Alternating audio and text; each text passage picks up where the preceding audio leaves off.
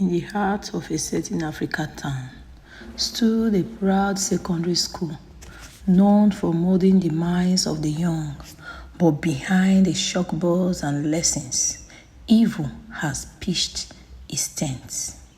Two teachers of the school had dark appetites. They called their wickedness taking vitamins, pretending it gave them youth and strength. But these vitamins were not tablets from the pharmacy. They were the innocence of the young girls in their care. One day, a new teacher arrived, Mr. Anikreja. He was placed in the same office as these men. At first, he was shocked by their careless laughter and shameless ways. But like the saying goes, when a rat stays too long in a basket of fish, it will carry the smell. Soon, he too was poisoned by their influence. They laughed at him. "Ah, Anikreja, you are still dulling yourself. Don't you know the secret to staying young? Take your vitamins." And little by little, Mr. Anikreja began to desire what he had. In his classroom was a girl named Oke, tall, beautiful, with a bright face and neatly plaited hair. Her steps were graceful, her laughter like a bell. Mr. Anikreja's eyes could not resist her. The evil seed planted by his colleagues began to sprout. He went to them for advice. They told him, "Use gifts, money and marks. That is the bait. These children love flashy things. Hook her and she's yours." So Anikreja started showering Oke with gifts. He bought her books, clothes, even a phone. To Oke, who came from a humble home, these were treasures. She was swept into his hand. The forbidden affair began. But trouble works faster than pleasure. Soon, Oke discovered she was pregnant. Her world shook. In fear, she ran to Mr. Anikreja. The teacher, whose hands had always written neat notes on the board, trembled. His mind raced to his wife, his children, and his good name. He rushed to his colleagues for help. With cold voices, they said, "Do not fear.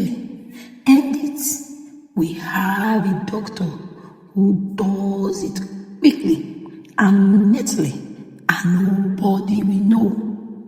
Anikreja, desperate to save himself, convinced Oke.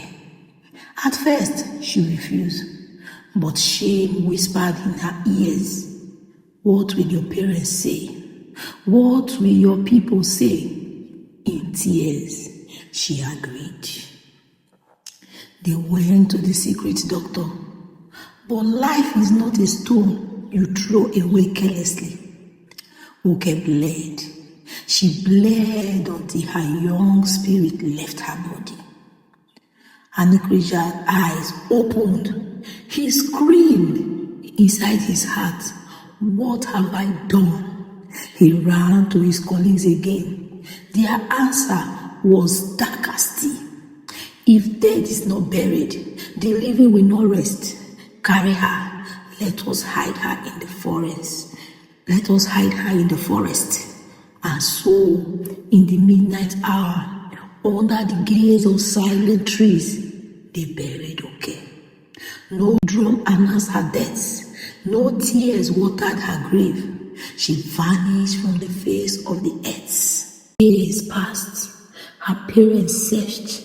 Friends asked questions. Her name echoed in the air. "Oke, Oke, Oke." But no one answered. The police tried. Neighbors tried. Even the town crier cried her name in the market square. But it was as if the earth had swallowed her. Weeks became months. Months became years. The case grew cold. but heaven does not grow cold. Heaven records. The course begins. Mr. Agneguija thought he could bury both the body and the memory. He returned to his family. He returned to his work. He returned to his life. But as the elder says, a buried truth is like fire under dry leaves. It will burn its way out. His children, once full of laughter, became shadows of themselves. His eldest son lost his mind, walking the streets half naked, speaking gibberish. His daughter, gentle, became addicted to drugs, roaming with men, forgetting home. His last son, the hope of the family, was crushed in a motor accident, and he became bound to a wheelchair. Even his wife, once full of smile, now carried sorrow like a wrapper on her shoulders. The search for answers. The wife knew this was not ordinary. She ran from one prayer house to another, fasting, crying, seeking answers, until her feet led her to prophet or woman. A man known for uncovering hidden things.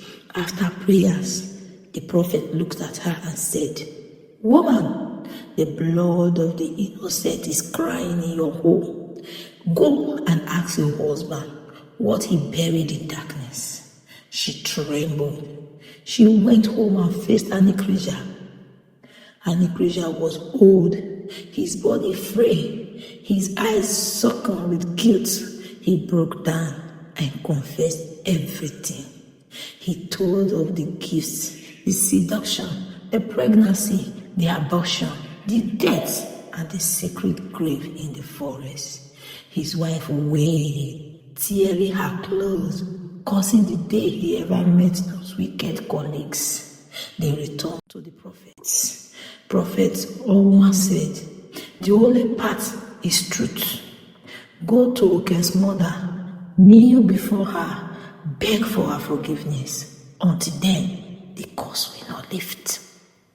So with shame heavy on their shoulders, Agneguija and his wife went to Oken's home. Her mother, now aged and weary, still carried the pain of a missing child. When she saw them, she knew something had come. They knelt, tears soaked the floor.